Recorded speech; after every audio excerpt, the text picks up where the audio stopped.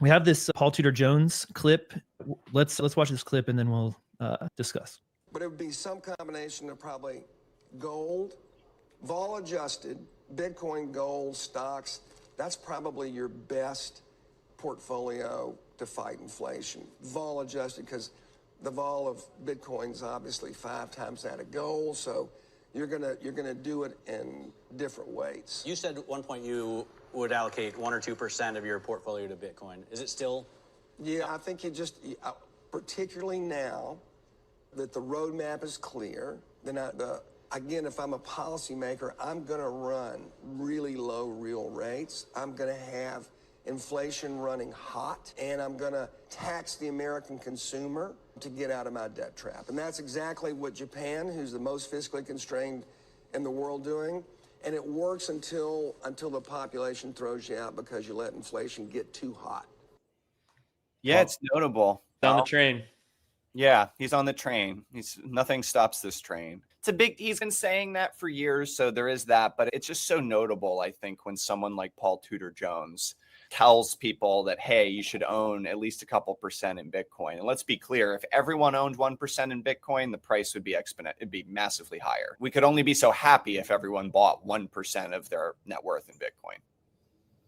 I was waiting for him to say no. I think like it's 5 or 10% now. Yeah, because he's now thought about it. That the roadmap is clear. And I was thinking like, oh, he's gonna adjust this thing, and maybe he does think that and just didn't actually say it there in the answer. But it sounds like his conviction in Bitcoin is just grown over time, which makes sense because the way things have played out over the last couple of years, since I've heard him talk about his allocation suggestion, has made Bitcoin, like de-risk Bitcoin even further and made it very clear that this thing's around to stay. And yeah, it's buy some Bitcoin, y'all. Buy some Bitcoin. Buy more Bitcoin. Hold on to it. Hey, can we ask Isaiah? I'm curious. So Isaiah came from like the RIA personal investing world. I came from more the institutional side. Isaiah, I'm sure you're close with those people to some extent. What would you say is the average financial advisor's view on the 60-40 portfolio today? I think most of them still would likely agree that it makes sense as like a baseline to start with, candidly, even though it's gotten beat up so much. But you'll see various different articles and things say why it's dead and then why it's coming back. But I would say most would say it's only stocks and bonds. I can remember tweeting about Bitcoin and talking about Bitcoin to advisors and to friends and to people that I was kind of like loosely affiliated with. And the idea was like, why do I need anything other than stocks and bonds? And I think the easiest way to look at that and understand like why it's probably still the case, you look at 401k plans. Where are most of the savings for most Americans today? They're in 401k plans. And what are the options in those? Is stocks and bonds. They basically have gutted everything else out of there because of lawsuits and other things to where you can own equities, you can own bonds. And if you look at the like target date funds where they'll say Vanguard's target date retirement 2060, 2055, it's pretty much all stocks and bonds. Maybe they throw in commodities, maybe they'll throw in gold after gold's ran as impressive as it has recently. But for most, you maybe get real estate, you maybe get a little commodities, but it's mainly stocks and bonds. So I think 60-40 is absolutely where most people are and will likely continue to be for a period of time. I do think that it's changing. There are advisors I know that were anti-Bitcoin that are now like, yeah, ETFs, that was a stamp of approval. I'm cool with it now. You can own 5% or whatever, but it's still very much that way. And speaking of the ETFs, I do have this chart and this is a perfect moment to show it. We've seen this before. This is the updated chart. This is 341 trading days into the IBIT ETF. And you can see it's just cracked $70 billion. And this is just the IBIT ETF. It's not all of them put together, but just how fast this has grown. It took 1,700 days for all of these other ETFs. It took gold's almost 1,700 days. It's to get to the $70 billion mark. This is just absurd. Is there anything, we haven't seen anything like this in the ETF world. And this seems to be just one of the most bullish charts that are out there, the demand. So going off this and then also circling back to that 60-40 discussion, the problem with this whole 60-40 proposition is that we live in a different world today. And this comes back to nothing stops this train. It comes back to we are living in a structurally different paradigm with different variables. And The same reason the 60/40 portfolio doesn't work anymore is the same reason Bitcoin was the fastest ETF to reach those targets. It's because the thing that we're all grappling with is this huge level of fiscal spending, this constrained debt scenario, the inevitability of inflation, and that there's no way out from this. And so you can't just structure this mild returning, almost index-like portfolio. There's a hole in the bottom of the boat and that's draining everything. And it's just not the same circumstances as when that investment methodology came about. And the huge problem is bonds. Bonds are the real problem there. It's the 40. And it's that the bonds are basically losing money. They're net negative and they're going to get worse. And what investors need to come to terms with is, how do we replace the 40? Stocks will be fine. Just like Paul Tudor Jones said, if you want to own some stocks, they will probably, as a group, marginally outpace these inflationary forces, but you need to do something with the bond component. Absolutely. Go ahead, John. No, you go, Isaiah. I was going to say, yeah, probably one of the most proud moments or interesting moments is like talking about how bonds were dead money back in 2020 on a webinar when I was still an RIA. I want to go back to that because what I talk about, Bitcoin, you should own gold and you should own real assets alongside stocks. It's like, I was talking about what Paul Tudor Jones did to a super small audience that no one was watching or caring about, but it was like this same conversation where this is dead money. And there's a world, as Steven talked about, to me, it's pre-2020 and post-2020. The world changed and people wanted to tell me or tell us or tell others around Bitcoin, there's not enough history. The world of the 1970s, 1980s, 1990s and using bond returns and stock returns, it doesn't matter. I'm sorry. Like, it does not matter because it is so vastly different than the world then that we're in the world now. And I really struggle with the idea, especially with advisors that will say, I have older clientele, they have to own bonds. Bitcoin is too risky. The riskiest position in Bitcoin is a 0% allocation. As PTJ talked about, you can dial up vol adjusted. 1 or 2 or 3% could still save someone's skin in retirement, even if they own the other assets, right? In Bitcoin terms, because you can offset it. It goes back to Greg Foss's piece that he wrote a long time ago about using Bitcoin as like bond insurance, where it was like a 5% allocation. I think he wrote it in like 2020. Like, that was a really good thought. And I think it can help a lot of bond investors. And why MicroStrategy's debt and their offerings are so widely oversubscribed, because this industry, which is the bond market's 3x the size of the stock market, is so hungry for returns because it's a spot where capital is going to die right now. Yeah. And that's the beauty with these preferreds that MicroStrategy did. And it's the answer that Pierre gave to Jim Chanos. Yeah. Basically, his argument, you could sum it down as MicroStrategy takes the properties of Bitcoin and they then strip out the parts that are unsuitable for different pockets of capital. This is Saylor's like oil refinery metaphor, but they're saying, fine, a bond investor can't really be like directionally long Bitcoin. So we're going to take the upside from the Bitcoin and we're going to use it to pay a higher coupon on the bond that they can own. So while the bond investor can't own the Bitcoin, instead of making 4%, they're making 10% on the preferreds. And that way they're at least accessing Bitcoin, but indirectly. And Pierre's point is that deserves a premium. That's why MicroStrategy trades at a premium, or one reason why you justify it, because they're actually building financial products that can only be created if you own a ton of Bitcoin. And this is the point I've been making for a while. There are certain things which will only be able to exist if there are large counterparties holding a large amount of Bitcoin. You just can't do it otherwise. And that's why these treasury companies, in my opinion, are the best contender for the future Bitcoin banks or Bitcoin financial services, because they will literally issue financial products.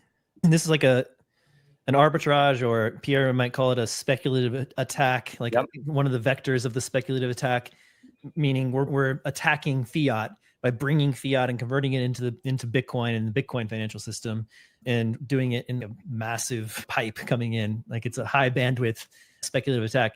The arbitrage here will go away eventually, because Bitcoin will become money. It'll become the money, right? And used very widely. It'll be $200 trillion market cap kind of thing. And at that point, there's not a ton of upside left in Bitcoin anymore that really drives these financial instruments. So once the pipe brings in, this big bandwidth pipe brings in all of that money, the demand that's there for it, then what do these businesses do when they have these massive balance sheets of Bitcoin?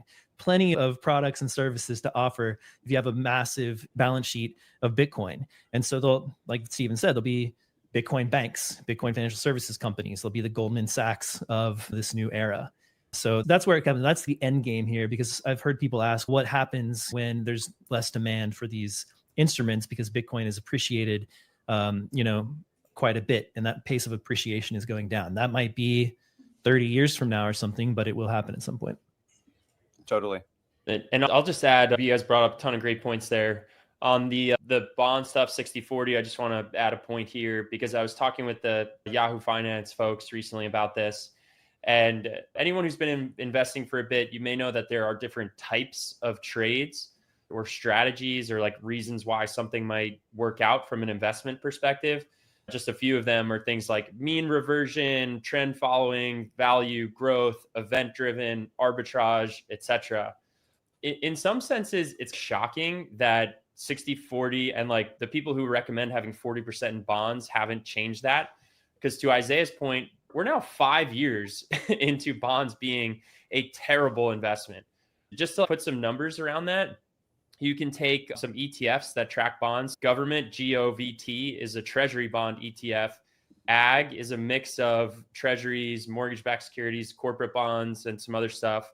I think there's corporate bonds in there. But anyway, that's like more of a is there corporate bonds in there, Isaiah? Yeah, there's okay, some. Thank you. I should know that, but it's been a few years for me now.